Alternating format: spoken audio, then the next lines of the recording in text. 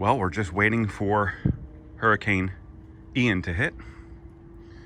And I have a whole lot of cars in the driveway. There is the Bronco. There is my Mustang GT under this car cover. It is not tied down with string that ties one side of the car to the other. Hopefully it will not leave the car.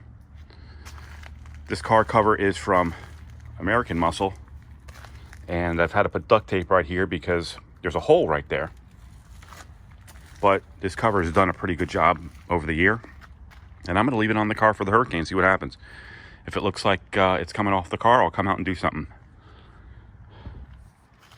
The Yaris is here. The Yaris has a problem leaking with heavy rain. The water comes in through the taillights.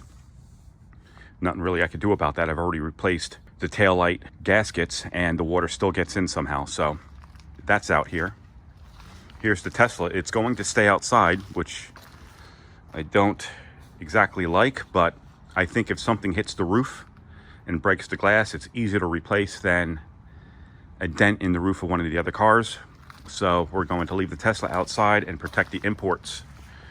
Protect the GTI and STI. They will stay in the garage. And the Tesla will be outside. And it's outside for another reason. If we did have to get out of this area, we're going to take the Tesla and the Bronco. We would not take the GTI or STI. And if we got to a supercharger with the Tesla and it didn't work, we would just leave it there and wait for their power to come back on and then charge it when the power is ready and take off in the Bronco until we can charge the Tesla at that supercharger, wherever that may be. It could be north of here, it could be south of here, we don't know. But I am thinking we're not going to have to leave. We're expecting 65-mile-an-hour winds, and we've had that before. So I'm more worried about things from palm trees hitting the car, things from other people's palm trees, like this one, flying off and hitting one of my cars.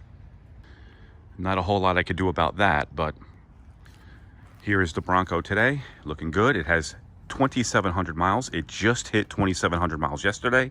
All is going well. And I will use it as an escape vehicle from the storm if I have to. Hopefully, we won't suffer any major damage here. But that is life in Florida. Once a year, you get one of these storms coming through, at least one bad one, and this is what we deal with. We have to try to keep the palm trees cut back enough where they're not going to pose a real threat. I cut these palm trees myself, and they're looking pretty decent right now. I've already cleaned my gutters. I've got food, I've got water, I've got everything we need except for a generator, which I never bought. I've never bought a generator. If I had to, I can run a laptop from one of our cars, AC outlets, and maybe hit a cell tower with a cell phone and use a hotspot, but hopefully it won't come to that. So if you're in Florida, I hope you guys stay safe and leave the evacuation zones. And this is what it looks like today. This is Tuesday at 6:45 p.m. and all is calm, but it won't stay that way for long.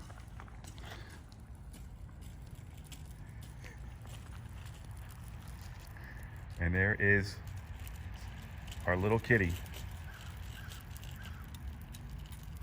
going for a walk, a pre-hurricane walk.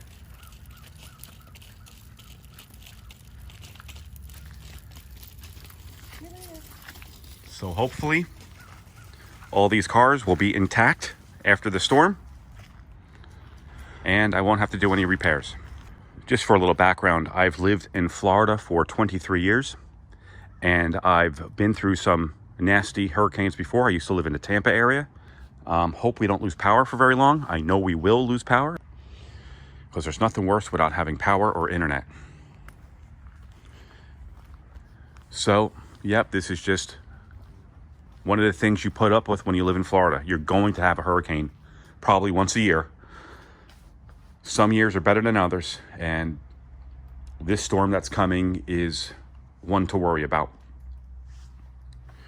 So this is Tuesday evening, just before 7 p.m. And I will update you guys if I have internet and show you what it's like tomorrow around the same time. Until then, thanks for watching.